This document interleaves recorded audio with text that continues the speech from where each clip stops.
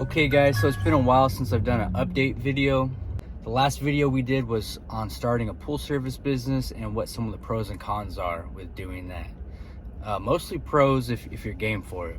It's been about, I'd say about 6 months since that video, and a lot has changed on our end. We're still in the pool industry. However, on that video at the very beginning, I was actually studying for my C53 test, and so now we actually have that, and now we're building swimming pools. But yeah, a lot of new stuff going on. I'll do maybe some update videos on that in the future, maybe show you more of the construction process, what it's like to build a swimming pool. But for this one, I did want to go ahead and touch up and do a follow-up on starting a pool service business, pool service and repair. So with starting a pool service business, let's say that you've decided, hey, you want to do it and you're going to go into it. First thing you're going to need is obviously a truck of some sort. Some people get away with using vans. I don't recommend it, being enclosed with all those chemicals. Get yourself a cheap, inexpensive truck, something that's reliable though. You want to find that balance based on what your budget is. Along with the truck, you're going to need your cleaning equipment, your basic equipment. You're going to need a good pole, and for the pole, I recommend the Primate carbon fiber pole. For the cost difference, you might spend another 80 to 100 bucks to have the Primate, but it's well worth it. It collapses a lot more shorter, so you don't have it sticking out of the back of your truck. If you have a service cart, you could actually stick it in the cart while you're driving around. That's what I used to do. It's safer, it doesn't conduct electricity, so you're not going to shock yourself if you hit something that's live. It's just a no-brainer in my opinion. If you're going to spend any extra money on any pool cleaning equipment, get the Primate pole. And they're awesome guys that run this company too, so you can't go wrong. They'll take good care of you. Next up, you're going to need a brush and a net. When it comes to brushes, I recommend 2 brushes. You're going to want to get a 50-50 brush, which is 50% steel, 50% vinyl. And you're going to use that on almost all your plaster and PebbleTec type finished pools. In addition to that, you want to get a 100% vinyl brush if you're going to take on any fiberglass or vinyl pools. We had a couple of them. Fiberglass pools seem to be pretty good jobs actually. I liked the couple that we had. The vinyl pools, on the other hand, I would stay away from them if it were me going back, but just starting out, take them on and just use a vinyl brush. They tend to not have great circulation and tend to fight algae pretty bad from my experience.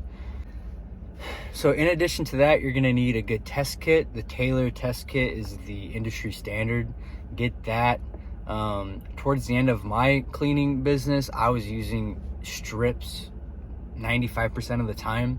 For a couple weeks, I used them side by side and tested them, and the readings were dead on the same. So I didn't see many cons to using the strips. To me, it just made sense to use the strips. So just starting out, I would maybe use the drops in the Taylor test kit. It's a little less likely to make a mistake in the sense of when you use a strip, if you take the sample from the wrong area of the pool, or you had something on your hand, like you can mess it up. With the water and the drops, it's a lot more difficult to mess up. And I think it might be a little more accurate too. So use the drops, and then maybe get some strips and use them side by side for a while, and then you could transfer over to strips. But just make sure you actually understand the readings and you can make sense of it. Next up, you're going to need some vacuum hoses. I recommend trying to get at least 100 feet, or at least get a 50-footer. A 50-footer will clean, most pools, if not all pools. 100 feet's nice to have if you have to drain a pool and you need some extra hose. But yeah, use a 50-footer for your daily run. And you're going to use that on pools that don't have a vacuum system. Of course, you want to charge for that. You're also going to use that, maybe they have a vacuum system but it's not working well, or their spa is dirty and you want to clean out their spa. So the hoses come in handy. As you learn the pool cleaning process, you're going to know obviously when and what to use hoses for. When I would use hoses, some guys would take them and like use suction and pull the water through the hose. I did that for a little bit, but I thought it was easier just to connect the hose onto the vacuum head, drop it into the pool, hang on to the other end of the hose or have it handy, put it on the deck, and then take the rest of the hose and hand over hand push that hose through the water, and it fills up just as easily. That was my preferred way of doing it. You don't need to be sucking on that hose to get the water through it. It's not necessary. Just do it that way. Budget permitting, if you can afford it. I recommend going a couple months without this, just so you could kind of know what it's like not using one. But getting a portable vacuum system is a no-brainer in the long run as well. Now again, budget permitting, if you can't afford it right off the bat, don't waste money on it. But if you can, spend the $1,000 to $1,500 for like a bottom feeder vacuum is the one we used. Man, if you live in an area that has a lot of leaves or high winds, these vacuum systems are a lifesaver. And what could take you 45 minutes of using a net and trying to get out as much leaves as you can in maybe 15 and half the amount of time, if not more, this portable vacuum has a bag on top, and a little electric motor pulls all the debris up through the bag, and anything sorry, there's a poor guy strung out on drugs behind me. Anything that goes through the bag that's small, you get the point. It catches all the debris in the bag. But yeah, it's a no-brainer. Get it, you won't regret it.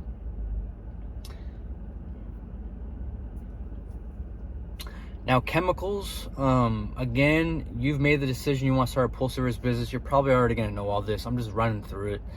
You're going to need, obviously, liquid chlorine, muriatic acid. When it comes to chlorine, a lot of guys misuse tablets. They don't know how to use tablets properly. Just make sure you learn the proper way to clean pools, and you're not going to destroy your customers' equipment. Use tablets as needed. If you live in a really hot area, you're not going to have a choice but to use tablets. You're going to need to use tablets. Use them properly in a float. Don't throw them in the skimmer. When it comes to shock, we would always use Cal Hypo shock. And then towards the end, I actually stopped using Cal Hypo shock, and I would just dump like a case of liquid chlorine in instead of the shock.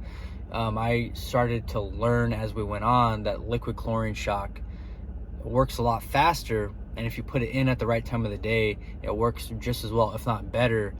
But it does die off quickly in the sun.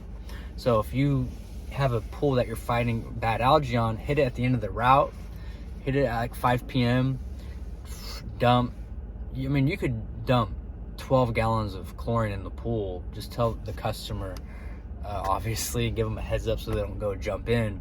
But you could dump a ton of liquid chlorine in a pool, and it'd be super effective, and you're not going to have residue falling to the bottom of the pool. It's a really good way of doing it. So just do your research on that.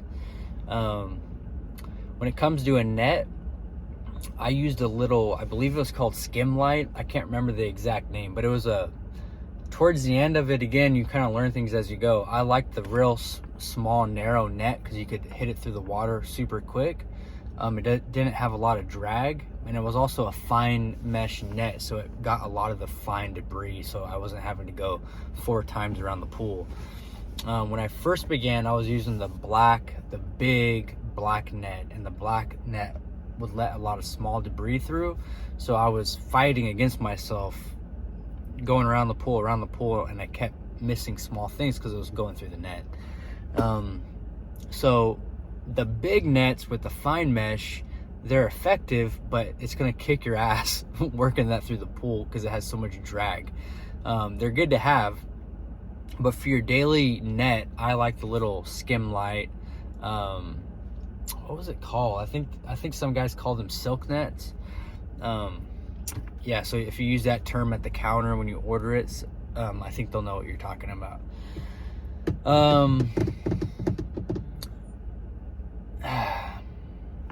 trying to think of what else I'm missing here. I've been about 6 months out of it. It's amazing how much you'll forget in 6 months. I'm just waiting to go into the bank here in about 30 minutes, so I had time to do this. From a business standpoint, you want to make sure you have your liability insurance, so you're not going to get sued by anybody, or if you do, you'll be covered for any damages you may cause at the house on accident. Make sure you get that in order. File a DBA if you have a fictitious name that you're using, like freaking Swan Pool Service. There's a Swan Pool company around the corner. That's why I said that. But get that filed so you're doing business properly.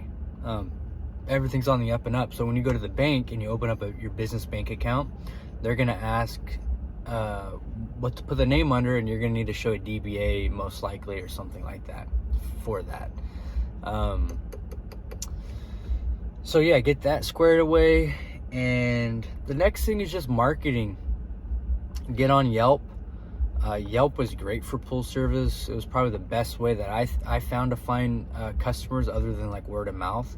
But Yelp is really good. You're gonna deal with a lot of asshole people, so just be prepared for it. A lot of people that use Yelp, I notice there's a lot of great people on it, but a lot of people also, they're Yelpers in their mindset. Like some of the people kind of know, hey, I'm gonna hold this over your head, do X, Y, and Z, and you're not gonna get a bad Yelp review. I mean, most of them don't come out and say that, but that's what they're thinking. That's how they act. They kind of know they have that leverage.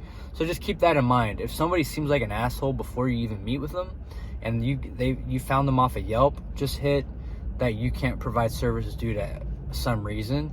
Don't even go down that road. Try to get a feel for them, especially on Yelp, before you take them onto service, because a couple bad Yelp reviews can really hurt you, especially at the beginning before you have a good Yelp presence. Happened to me.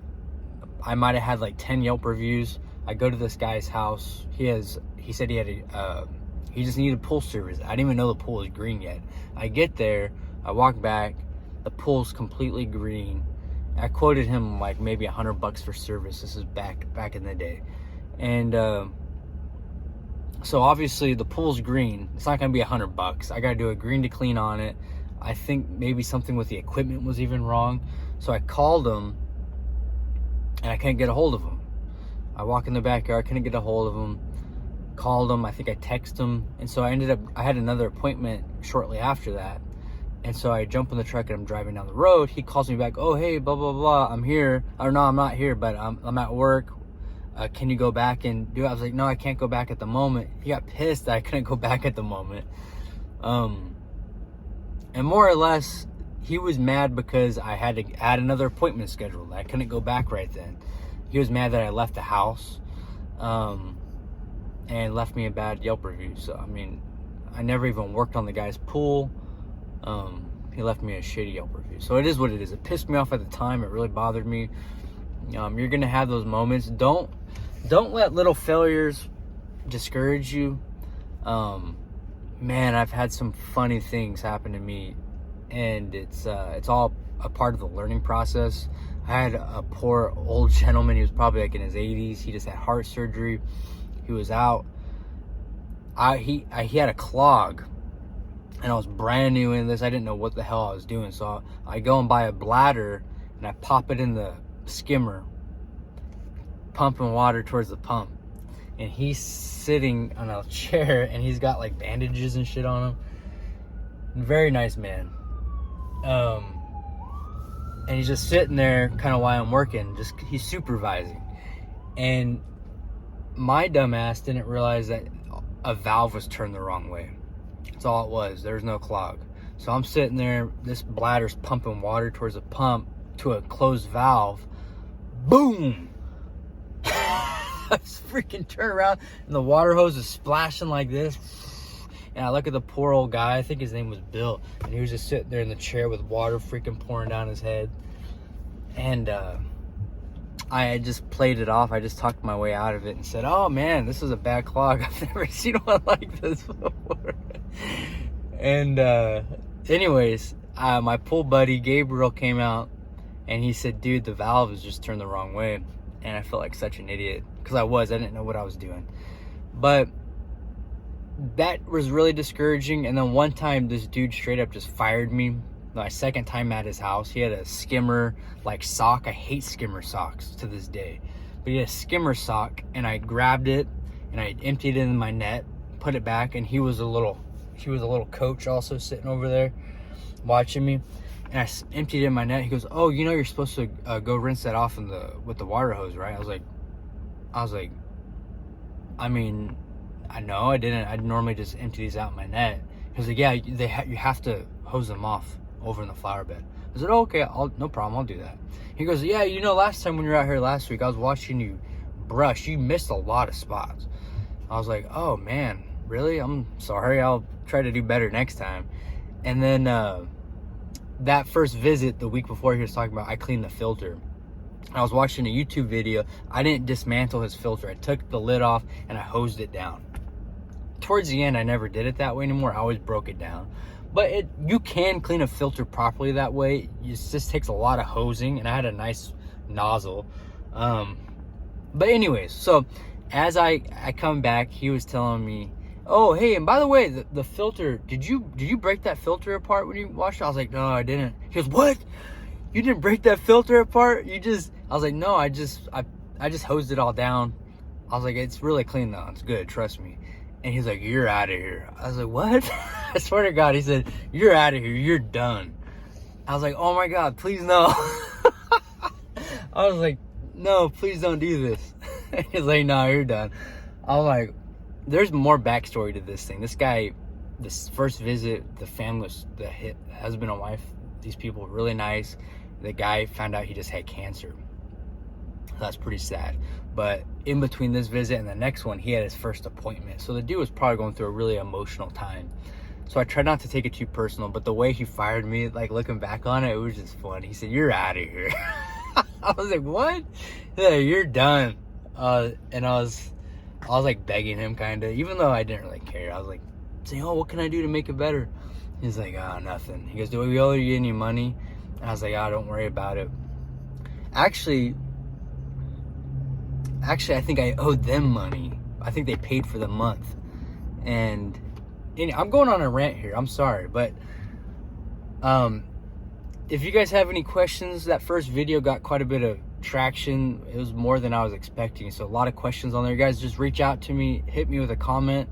And I'll try to respond to any questions you have. I'd like to do more videos in the future. I'd like to be better about doing that. They're kind of fun to do. So maybe I'll do some videos on the construction process. We're building a pool out in Villa Park right now, and I'm kind of using this pool as like our showcase pool, I guess you could say. I want to document each phase on this pool. So we did excavation last week, and we have plumbing and electrical going in today and over the next couple days, and then steel, and then the final plumbing. But anyways, yeah, I wanted to kind of document that stuff too. And just so you guys can see what's going on, I'm going to play a little clip here at the beginning, or maybe at the end, you'll see whatever I do, of some of our construction process on this pool, some of the excavation. I bought a drone, and we did some cool overhead shots. And yeah, anyways, it's been fun and exciting. And thank you guys for all the support on that other video. Good luck to you guys. Reach out with any questions. Have a good day. God bless you guys.